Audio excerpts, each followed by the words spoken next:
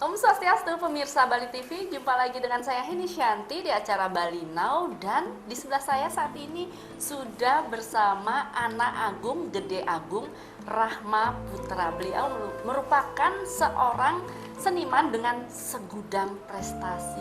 Langsung kita ajak bincang-bincang. Om Swastiastu. Om Swastiastu. Ibu Rahma. Nggih. Pun api gatre di saat pandemi seperti saat ini. Becik. Becik. Sehat walafiat. Harus ya? sehat. Harus sehat. Stamina harus terjaga. Betul. Karena kesibukannya sangat luar biasa. Kita tahu semua niki. Niki Bligong Rahma kan seorang seniman yang sangat luar biasa. Niki sejebat Bali pasti sudah tahu. Nah, sejak kapan sih Bligong Rahma niki menekuni dunia seni? Oke. Dunia seni itu dari kelas 1 SD. Jadi umur 6 tahun. Masih belia banget. Jadi dari usia belia sudah diperkenalkan. Ya. Mungkin atau ada darah keturunan atau memang orang tua ingin ya sudah Ya. lihat. Jadi Ajung sama Ibu itu adalah seniman. Kalau Ajung itu seniman tari, juga seniman seni rupa gitu. Oh, gitu. Ya, dan mereka punya sanggar. Jadi dari kecil itu karena lingkungan mungkin ya, Iya. selalu setiap hari tertentu itu melihat orang latihan Di rumah? nari di rumah. Jadi mungkin dari sana ketertarikan. Sehingga kelas 1 SD umur 6 tahun itu sudah menari. Oh, berarti memang dari kecil sudah diperkenalkan dunia seni oleh orang tua ya. Betul. Dan karena orang tua pelatih tari juga. Iya. Jadi kemudian berjalannya waktu sampai dewasa terus. Ya, jadi terus disupport sama orang tua. Kemudian tidak hanya Aji dan Ibu saja yang mengajar, Iya. tetapi Aji itu mencarikan guru-guru yang memang benar-benar profesional di bidangnya. Jadi khusus mencarikan yang yang benar-benar Ya, bidang profesional di bidangnya. profesional begitu. Misalnya tari kebiar duduk, kan ada yang memang spesial di bidangnya. Oh. Kemudian tari baris ada spesial di bidangnya gitu. Jadi saya benar-benar dicarikan guru-guru yang luar biasa yang membentuk saya, sehingga saat ini saya memiliki semangat tetap untuk menjalani kesenian. Iya, nah sampai sekarang sampai di usia yang sekarang tetap konsisten di dunia seni. Apa sih yang membuat Bligong Rahma ini sangat mencintai sekali dunia seni? Ya mungkin karena seni itu bagi saya adalah nyawa gitu. Ya benar. Separuh hidup ini udah seni ya. Betul. Jadi segala sesuatu tanpa seni bagi saya itu tidak akan hidup. Iya, jadi benar-benar tanpa seni udah nggak ada nyawa lagi. Berarti seni itu adalah nyawanya Bligong Rahma. Iya, bagi saya begitu. Iya. Nah, kabarnya Bligong Rahma ini pemilik dari Pancer Langit. Iya. Nah, semua di Bali semua sudah tahu itu. Sejak kapan sih Bligong Rahma membuka atau Mendirikan Pancer Langit? Oke, jadi Pancer Langit itu yang dirikan dari tahun 2012. Jadi setelah ujian S2 itu awalnya adalah ingin membentuk, artinya mengumpulkan teman-teman yang haus akan kreativitas. Jadi kita ingin membuatkan wadah kreativitas gitu. Jadi seni-seni pengembangan. Iya. Tapi berikutnya Pancer Langit ini menjadi berpijak pada tradisi dan pengembangan. Jadi tradisi ini bagaimana kita mempertahankan identitas kita. Dari tari-tari yang sudah diwariskan oleh leluhur. Kemudian pengembangan itu adalah sebuah kreativitas yang perlu yang perlu kita kembangkan terus. Kesenian-kesenian ini tentunya kesenian yang kita kembangkan itu berbasis kepada tradisi itu sendiri. Jadi Pancer Langit ini, pancer itu artinya kekuatan. Langit itu artinya lelangit leluhur. Jadi kekuatan yang diwariskan oleh leluhur. Apa itu tradisi budaya itu sendiri. Makanya simbolnya ada dua seperti ini. Itu ada maknanya. Ada maknanya juga. Kenapa ini ke maknanya pemirsa Bali pasti ingin tahu Riki. Kalau ini simbol matahari, ini air. Jadi simbol api dan air. Jadi kalau api itu mungkin kita lambangkan dengan merah, air itu putih. Jadi merah putih itu sebenarnya sudah mengakar pada diri kita untuk berkreativitas gitu. Betul-betul maknanya dalam banget, dan merah putih berarti Ya, Seperti jadi bendera. api ini keduanya api putih dan api merah. Mhm. Jadi sama-sama memiliki kekuatan dan semangat untuk kita berkarya. Gitu. Makanya itu yang dipakai simbol pancer Pancer langit, Nah, yang betul. masuk di keanggotaan ya kalau pancer langit itu memang yang sudah betul-betul punya basic seni, tapi yang Tidak, ingin tidak belajar. semuanya, tidak semuanya. Yang jelas dia ingin belajar dan punya komitmen. Oh, Punya komitmen dan serius. Itu. Jadi tidak semuanya yang punya punya basic seni gitu, tidak. yang belum punya basic seni tapi ingin Ingin belajar bisa. bisa juga Bisa. gabung di pancer langit. Pancer langit, tapi tetap dasarnya adalah tradisi dulu. Jadi mereka harus paham dengan tradisinya dulu sebagai identitas. Baru kita bisa berkreativitas gitu. Oh, ya berarti ada sentuhan kontemporernya juga kalau di pancer Tentu, langit tetap ya, ada tetap. ya. Cuman memang harus pakemnya tetap menggunakan Ya, tradisi. tradisi. Nah, ibaratnya seperti ini. Jadi pancer langit itu bergerak ibaratnya seperti dua kaki ini. Jadi di kaki kanan kita itu kita anggap adalah sebuah pelestarian seni, yang kiri adalah pengembangan seni.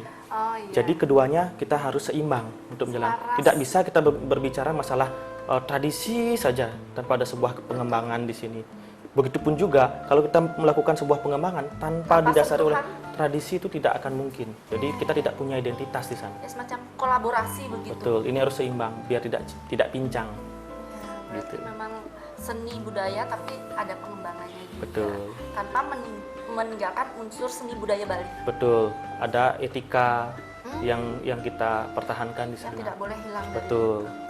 Ya, jadi itu yang membuat Wigung mencintai seni, mempertahankan budaya seni Bali. Betul. Luar biasa banget. Tapi kita jeda saat pemirsa, kita akan kembali setelah jeda. Jangan kemana-mana, tetap di Bali Now. Pemirsa masih bersama Bligong Rahma dan masih di Bali Now. Kita langsung ngobrol-ngobrol. Nah, Siap. Bligong Rahma ini, aduh kalau ngomongin masalah prestasi, aduh nyerah deh saya. Sepertinya, aduh sampai dihitung pakai jari pun nggak bisa nih. Itu prestasinya Bligong Rahma bahkan dari usia muda nih. Bisa dong diceritakan kepada pemirsa Bali Now ini. Baik, jadi prestasi pertama saya itu dari dunia seni tari. Jadi karena memang dari kecil diajarkan oleh bapak dan ibu, disupport oleh Ya. kedua orang tua. Yang pertama itu juara baris, tari baris. Itu di usia berapa Itu waktu itu? kira-kira kelas 3 SD ya. Kelas 3 SD. Masih muda banget. Di Tari baris waktu tari itu. baris ya. Lomba-lomba apa itu? Lomba tari baris. Kemudian kalau sebalinya itu kelas 6 SD itu juara 1 tari baris sebali. Jadi dalam rangka apa namanya dulu ya? Porseni. Iya. Porseni Jar. Itu pertama kali mendapatkan piala Iya. penghargaan. Iya, betul. Ya, jadi dan tari topeng keras juga dalam rangka gong kebiar gitu. Bahkan tari kebiar duduk juga, dan tari kebiar tompong itu pernah mendapatkan juara 1 se-Bali itu pertama yang diadakan oleh pemerintah Kabupaten Tabanan. Iya. Itu tingkat internasional, festival tingkat internasional, tapi tari lombanya adalah kebiar tompong. Jadi itu pertama. Kemudian yang kedua, tari kebiar tompong itu saya dapatkan di Pesta Kesenian Bali. Jadi ada lomba gong kebiar anak-anak. Iya. Dan yang ketiga itu juara 1 juga porseni tingkat SMA waktu itu. SMA. Iya, saya mewakili Kabupaten Gianyar waktu itu. Karena saya sekolahnya di SMK Negeri 3 Sukawati. Iya.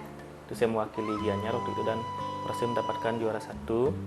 Selain itu ada tari-tarian yang lain seperti olek gitu kan. Dan banyak lagi, ada tari barong juga. Iya. Sempat tahun 2007 di Bangli. 2008 ya, ada festival barong festival itu Bangli yang membuat, itu mendapatkan juara 1. Ya, kemudian itu di bidang seni tari. Iya. Gitu ya. Terus ada beberapa bidang-bidang lainnya. Iya. Misalnya lukis gitu. Saya pernah juga lomba menggambar, Lukis mendapatkan juara 3 itu yang diadakan oleh SMK Harapan waktu Iya. itu. Dapatkan juara 3. Kemudian dari sana juga mungkin muncul kegemaran saya di dunia lukis. Iya. Karena Bapak juga seorang seni rupa. Jadi mengajarkan saya dari kecil menggambar wayang seperti itu. Jadi di sana saya tertarik juga untuk membuat kostumnya, ya dari situ munculnya gitu. Ya, jadi dari dari menari, kemudian melukis, kemudian membuat kostum gitu. Kemudian merancang kostum tari pasti di awal? Ya, di awal apa kostum tari. Nah, kostum tari itu ceritanya saya itu belajar pertama membuat kostum tari itu di Jogja ketika ada pertukaran pelajar. Ya, pertukaran pelajar, jadi yang Bali ke Jogja, yang Jogja ke Bali gitu. Jadi saya di sana belajar banyak dengan bapak angkat saya sendiri, almarhum Pak Mardi. Nah, beliau sangat telaten sekali untuk mengajarkan saya tari Jawa, kemudian bahkan membuat kostum Jawa gitu. Di sana saya tertarik. Kemudian di tahun 2014 itu ada Mas Dinan Faris, almarhum, datang ke Bali. Nah, saya sama Akari Bali waktu itu ada Pak Tutwidi dan Pak Sarjana itu mengarahkan saya untuk ikut workshopnya Mas Dinan Faris. Jadi dari sana saya terinspirasi sekali dengan Mas Dinan Faris ini untuk membuat kostum besar gitu. Tetapi kostum yang saya buat itu saya tidak serta-merta meniru ciri khas mereka. Saya mencoba menggali potensi yang ada di Bali seperti visi dan misi Pancar Langit. Ya, berarti kostum besar maksudnya kostum yang kostum biasa karnaval. Betul. Nah, dari sana kemudian saya mencoba mulai membuat kostum karnaval dan ikut kontes-kontes kostum. Iya. Ya, jadi beberapa karya saya sudah mendapatkan Best National Kostum baik tingkat nasional maupun internasional gitu. Waduh, sampai internasional. Jadi sejak tahun berapa itu mulai merancang busana-busana? 2014 dan itu sering dilombakan dan mendapatkan penghargaan juga sampai juara nasional. Kan sangat luar biasa juga, tidak mudah. Nah, kabarnya setelah merancang kostum karnaval, kabarnya Digong juga seorang desainer. Nah, tapi sebelum itu kami pengen tahu nih, siapa sih sosok yang sangat berjasa selama ini sampai Bligong bisa mendapatkan penghargaan, juara? Siapa menurut Bligong yang benar-benar berjasa selama ini? Ya, yang paling berjasa mengarahkan saya ke dunia seni ya tentu kedua orang tua ya. Tapi bagi saya, semuanya yang mendukung kreativitas saya, guru-guru saya, alam pun itu sangat berjasa bagi saya. Gitu. Jadi tidak ada yang ini paling berjasa, tidak ada. Jadi semua elemen pendukung dalam pembentukan saya seperti sekarang itu adalah yang paling berjasa bagi saya. Iya, berarti semua yang sempat bersentuhan dengan Bligong di dunia seni sampai akhirnya mendapatkan banyak penghargaan, itulah orang-orang yang sangat berjasa. Betul. Dan akhirnya sekarang menjadi seorang desainer. Gimana sih itu ceritanya? Ya, itu desainer itu kan seperti yang saya sudah katakan tadi, bahwa merancang kostum itu bukan artinya desainer kostum ini ya, kostum casual itu tidak, tetapi lebih kepada kostum kreasi. Jadi awalnya memang kostum karnaval itu, kemudian menjadi diperkecil menjadi kostum kreasi. Jadi tidak yang hanya kostum-kostum besar ya. Seperti apa itu contohnya, Bligong, kalau yang kostum-kostum kreasi yang kecil-kecil? Yang kecil-kecil itu mungkin aksesorisnya dia agak lebih glamor gitu ya, lebih mewah dia. Tapi gitu. simple, tidak ada sayapnya. Jadi kostum karnaval itu kostum yang benar-benar besar. Iya. Jadi dia melebihi badan gitu. Jadi dia kelihatan benar-benar megah gitu. Iya. Kalau yang lebih kostum kecil itu kreasi yang simple gitu tapi ya. Tetap ada sentuhan Tetap mewah, ada, betul, elegan. glamor, elegan gitu. Sentuhan seni Bali. Tentu. Tetap. Jadi kebetulan saya juga menemukan sebuah teknik untuk pembuatan aksesoris itu. Jadi ada sebuah solusi lain yang biasanya kan penggunaannya menggunakan kulit sapi. Ya. Jadi kita di sini mencari solusi biar bagaimana caranya biar murah, gitu ya. Biar murah tetapi tetap kelihatan mewah. Gitu. Iya. Ya, biar tidak murah tapi murahan. Gitu. Ya betul, tidak terlihat murahan begitu ya. Iya betul. Jadi ini kita menemukan solusi. Ya, kita menggunakan yang namanya ada kertas solek sama lem tembak atau spon ati sama lem tembak.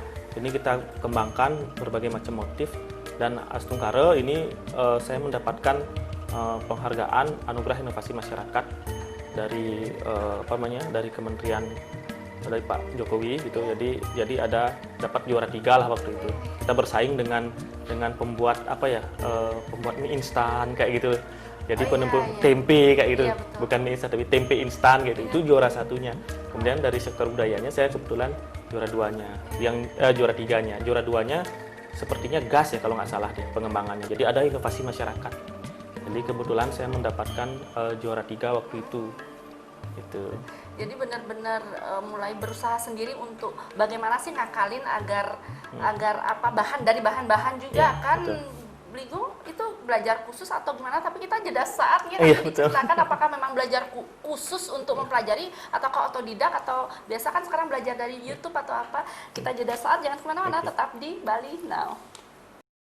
Baik pemirsa, lanjut kita tadi ngobrolin masalah gimana ngakalinya Oke. sih kok tiba-tiba Bligung punya akal gitu Ya. loh. Jadi sebenarnya itu kan karena kondisi kepepet biaya. Power of Jadi kepepet betul. namanya. Jadi gimana caranya apa namanya kita membuat karya yang murah tapi hasilnya meriah gitu, hasilnya Iya. mewah. Makanya mungkin otak ini diperes gitu. Jadi apa yang ada di sekitar itu kita coba pakai. Nah kebetulan waktu itu ada lem, jadi kita coba menggambar pakai lem. Nah cat tidak ada waktu itu, kita coba pakai lem gambar. Akhirnya kok mau dia punya apa namanya bentuk yang bagus, tekstur yang bagus. Kemudian itu saya kembangkan seperti itu. Ya, berarti memang dari mencoba-coba aja Mencoba-coba, tanpa betul. mempelajari khusus gitu. Berarti ya memang akal harus juga jalan ya. Selain kreativitas seni, akal juga jalan. Nah, Bligong kan semua tahu sukses hingga sekarang meniti karir dari belia sampai sekarang itu pasti ada perasaan bahagia, ada suka dukanya lah ya. Itu apa sih yang sangat berkesan bagi Bligong hingga di usia sekarang ini? Pasti ada apa ya situasi-situasi atau ada sebuah cerita-cerita yang sangat mengharu biru mungkin. Ya mungkin kalau apa ya, kalau sukses itu mungkin belum sukses ya, jadi masih ada beberapa hal yang menjadi tujuan saya yang memang belum tercapai gitu. Tetapi ada pengalaman, mungkin pengalaman yang paling berkesan itu memang adalah ketika saya belajar di luar Bali. Jadi belajar pertukaran pelajar pertama waktu SMA itu sangat berkesan bagi saya karena di sana membuka cakrawala saya di dunia seni. Jadi tidak hanya fanatik terhadap seni tradisi kita saja, tetapi di sana kita terbuka wawasan untuk mempelajari seni-seni tradisi yang ada di seluruh Indonesia ini. Ternyata Indonesia ini benar-benar kaya akan sebuah kreativitas, kaya terhadap seni tradisi yang sangat adiluhung, yang luar biasa sekali di situ. Kan jauh dari keluarga saat itu Betul. gimana, dan baru pertama kali saat itu Ya pertemanan merantau di luar daerah jauh gitu. tanpa keluarga. Itu bagaimana saat itu untuk beradaptasi pada lingkungan? Ya lumayan sih beradaptasinya, terutama dari faktor makanan gitu kan. Nah kemudian dari segi budaya juga itu, tapi tidak begitu sulit sih, karena kebetulan antara Bali dan Jogja ini kan memiliki budaya yang kuat. Jadi beradaptasinya itu tidak susah. Cuman mungkin beradaptasinya adalah dari segi teknik tari itu akan sangat berbeda. Ketika teknik Bali itu dia mengeluarkan ekspresinya, mengeluarkan. Kalau teknik Jawa itu dia akan Lebih ke dalam. lebih ke dalam.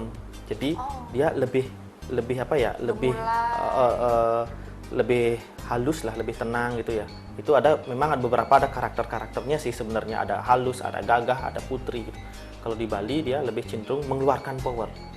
Kalau di Jawa dia memasukkan. Iya, lebih dalam gitu. Iya, Kalau lebih ini dalam. powerful, keluar semua bedanya Betul. kalau di Bali. Tapi sama-sama betul-betul apa ya? Punya ada ciri khas, ciri ya khas. itu yang sangat bagi saya itu sangat membuka wawasan. Luar biasa sekali saya mendapatkan pengalaman ini, dan saya sangat bersyukur sekali saya ditunjuk oleh guru-guru waktu itu untuk menjadi salah satu siswa pertukaran ini.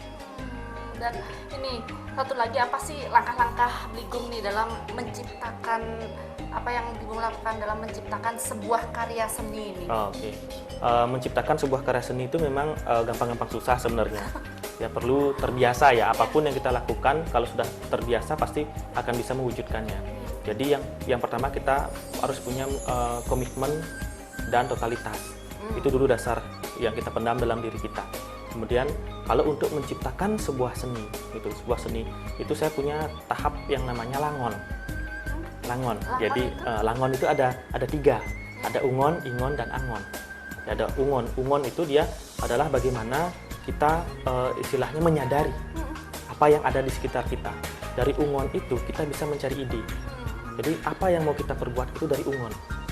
Kemudian baru ingon. Ingon itu memperkuat daripada ide. Ingon itu artinya memperkuat. Jadi kita memperkuat ide itu dengan cara apa? Dengan cara mengumpulkan referensi, dengan wawancara mungkin, dengan cara membaca, gitu, memperdalam lagi ide tersebut, sehingga baru kita ada yang namanya tahap angon, tahap ungon, ingon, angon. Jadi dari ingon ini kita bisa memperkuat dan membuat konsep. Konsep itu dasar dari apa yang akan kita berbuat. Baru yang namanya angon. Angon ini mengelola. Baru proses mengeksekusi gitu. Jadi apa yang kita eksekusi, misalnya tari. Jadi setelah ada ide, oh saya membuat tari ini idenya, kemudian saya perkuat dengan referensi-referensi yang ada. Kemudian sudah diperkuat, kita bentuk konsep. Jadi gagasan pokok, gagasan awal, rancang bangunnya, ketik. Jadi babak 1 begini, babak 2 begini, babak 3 dengan suasananya begini, lightingnya begini, detail. Nah, kemudian baru yang namanya tahap angon. Angon itu tahap mengelola, mengeksekusi dia. Jadi dalam tahap angon ini pun kita misalnya satu ada nuasen. Nah, nuasen itu mengumpulkan bahwa ini adalah konsep saya. Kasih penarinya, kasih pemusiknya, kasih krunya. Nah, kalau ini di dunia tari gitu. Nah, kemudian baru ada tahap ngadungin. Kita setelah mereka jadi semua kita kumpulkan, kita coba mengadungin, artinya mencocokkan. Setelah itu ada proses ngalusin, memperbaiki. Masih ada ibaratnya di edit begitu. Iya, kalau ada ini kita perbaiki. Habis itu baru kita pentaskan. Oh, gitu. Berarti memang harus ada tahapan-tahapannya. Jadi nggak serta-merta aja langsung asal gerbek jadi gitu ya. Iya, kalau saya sih begitu. Tapi kadang-kadang juga kalau memang mendadak disuruh spontanitas, ya mungkin seperti itu, asal-asalan juga muncul gitu. Tapi hasilnya beda. Hasilnya ya tergantung keberuntungan juga. Tapi kadang-kadang memang begitu ya. Kadang-kadang dalam jangka waktu seminggu bisa jadi sangat. Tapi tergantung mood juga. Betul. Kalau memang mood lagi bagus, seminggu aja udah jadi. Tapi kalau memang benar-benar digarap, memang rencana digarap dengan sungguh-sungguh, dengan rencana yang matang, fokus, dengan tahapan-tahapan itu. Baik. Nah, kabarnya Bligung ini juga seorang dosen ya. Iya. Bisa cerita sedikit sebelum kita jeda nih. Seorang dosen di mana gitu? Di Universitas PGRI Mahadewa Indonesia. Dulunya IKIP PGRI Bali. Berarti seorang dosen juga, seorang seniman juga. Tapi kita jeda saat, nanti kita lanjut di segmen keempat ya. Jadi jangan kemana-mana pemirsa, tetap di Bali Now. Baik pemirsa, masih di Bali Now, masih bincang-bincang seru ini tentang seni dengan Bligung Rahma. Nah tadi Bligung Rahma sudah menjelaskan di segmen sebelumnya bahwa Bligung Rahma ini juga seorang dosen loh ternyata, bukan seniman aja, jadi seorang dosen. Itu kan sangat sibuk juga, dosen itu sangat sibuk loh, mesti mengajar mahasiswa-mahasiswi kan, dan harus bagaimana untuk menjalankan kegiatan seni. Terus untuk pancar langit harus terus berkarya. Nah itu gimana sih mengatur waktu? Oke, jadi sebenarnya jadwal saya sebelum pandemi ini sangat kacau. Karena mungkin terlalu banyak berimajinasi. Jadi kadang-kadang pekerjaan yang kita harus prioritaskan tidak terprioritaskan dengan bagus. Nah kemudian selama pandemi ini saya mulai merenung. Jadi bagaimana caranya mengatur waktu ke depannya. Jadi yang pertama saya lakukan itu adalah membuat list dulu. Jadi apa saja sih kesibukan saya ini gitu. Ya, saya temukan ada beberapa kesibukan saya, 6 gitu. Yang pertama saya menjadi dosen di kampus Universitas PGRI Mahadewa Indonesia. Itu pertama. Kemudian saya juga menjadi kelompok ahli Bupati Badung dalam bidang agama, adat, budaya dan pariwisata. Nah, itu. Kemudian yang ketiga ini saya memiliki memiliki yayasan juga, yayasan yang bergerak di bidang rohani gitu. Selain itu juga yang keempat ini saya memiliki yayasan di bidang seni, yaitu Sanggar Pancar Langit ini. Itu ya mungkin kegiatan saya di sana mengajar, membuat kostum, kan begitu ya. Jadi apa namanya, kegiatan yang berkaitan dengan pembentukan generasi, terutama di bidang seni. Nah kemudian yang kelima ini ada kegiatan-kegiatan organisasi lainnya, misalnya Karang Taruna, dan saya juga sebagai ketua desa wisata Desa Kapal gitu, Berarti desa masih saya aktif sendiri. ya di Karang Iya, Karang Taruna Badung tapi. Nah itu dan juga kegiatan organisasi-organisasi lainnya kayak Pemuda Pelopor dan organisasi seperti apa ya, misalnya organisasi seni juga saya ikut gitu. Nah kemudian yang keenam ini adalah saya sebagai kepala keluarga. Nah ini juga penting. Nah bagaimana cara saya mengatur itu, saya membuat list dulu. Mana kemudian yang kedua saya melihat skala prioritas, yang mana saya harus prioritaskan, yang mana tidak. Jadi kegiatan yang prioritas itu saya utamakan. Kemudian yang ketiga, saya mendelegasikan kegiatan saya kepada orang yang benar-benar sefrekuensi dengan saya, gitu loh. Jadi saya tidak akan mencari orang yang multitasking, karena ini pengalaman saya dulu ketika mengajak orang yang multitasking, banyak kegiatannya, malah kegiatan saya yang apa namanya, non prioritas mendadak menjadi prioritas. Iya. Misalnya mengerjakan kostum, coba kerjakan ini, mereka tidak bisa menyelesaikannya. Sedangkan saya mengerjakan kegiatan prioritas saya, ini sama sekali dia tidak menyelesaikan, otomatis saya harus turun ke sini. Iya. Ini menjadi tidak prioritas jadinya. Nah ini yang saya benar-benar renungkan. Jadi biar kegiatan tetap sama-sama jalan. Kemudian yang keempat itu kita harus fokus terhadap apa yang kita kerjakan dengan komitmen dan totalitas. Ya itu dulu. Kemudian yang kelima, istirahat yang cukup. Itu harus di saat pandemi agar nggak drop. Jadi kita berkegiatan tetap, aktivitas tetap, bekerja tetap, tapi istirahat juga harus diutamakan. Ya betul, karena kalau kita tidak istirahat dengan bagus, dengan teratur, maka kinerja otak kita itu akan menurun. Betul. Jadi tidak bisa mencari inspirasi. Betul, apalagi seniman ya. Betul. Itu yang dibutuhkan gitu. Jadi istirahat cukup tetaplah di kala kesibukan yang begitu padat. Betul. Ya, nah sekarang nih Bigung, kita ketahui kan banyak nih di Bali bermunculan seniman-seniman muda Bali yang sudah mulai mencintai seni budaya Bali. Kalau menurut Bigung gimana? Wah itu sangat luar biasa. Inilah tujuan sebenarnya dari Pancar Langit. Jadi Pancar Langit itu tidak hanya membentuk penari yang berkualitas. Dia nantinya akan melahirkan koreografer yang berkualitas. Selain menghasilkan koreografer yang berkualitas, harapan saya ke depannya akan terlahir komunitas-komunitas yang berkualitas dari sini. Gitu. Jadi inilah salah satu visi dan misi kita, bagaimana membentuk seniman-seniman yang benar-benar memang handal di bidang pelestarian dan pengembangan seni. Jadi dengan munculnya seniman-seniman yang luar biasa ini di Bali ini, itu sebuah kebanggaan bagi saya sendiri, sebuah saya merasa sangat senang sekali. Semakin banyak yang bermunculan, semakin banyak kita akan ajak untuk menjaga tradisi kita dan mengembangkan tradisi kita. Iya, justru kita berharap begitu ya. Betul. Agar anak-anak muda Bali mulai mencintai seni Bali kembali, belajar nari. Sekarang kan kadang-kadang sudah dilupakan gitu, menari Bali. Kalau zaman-zamannya kita kecil dulu kan wajib itu kan di sekolah. Nah, ini motivasi apa nih yang Bigung ingin sampaikan kepada anak-anak muda Bali yang berkegiatan di seni? Ya, jadi kepada anak muda yang memang berkegiatan di seni, saya harapkan tetap ada dua itu. Yang diingat adalah bagaimana kita melestarikan tradisi kita sebagai identitas kita, kemudian kita mengembangkan. Tetapi mengembangkannya itu tidak asal-asal mengembangkan. Semua ada etika, semua ada logikanya. Ya, kembangkanlah dengan spirit tradisi. Jangan menghancurkan tradisi yang ada gitu. Malah tradisi itu dihancurkan, tidak. Lebih baik kita membuat karya baru dengan rohnya tetap kepada tradisi ini. Karena kita percaya Bali ini kenapa dia lebih dikenal dikenal dunia, karena Bali ini dia memiliki roh. Rohnya apa? Rohnya itu adalah budaya itu sendiri.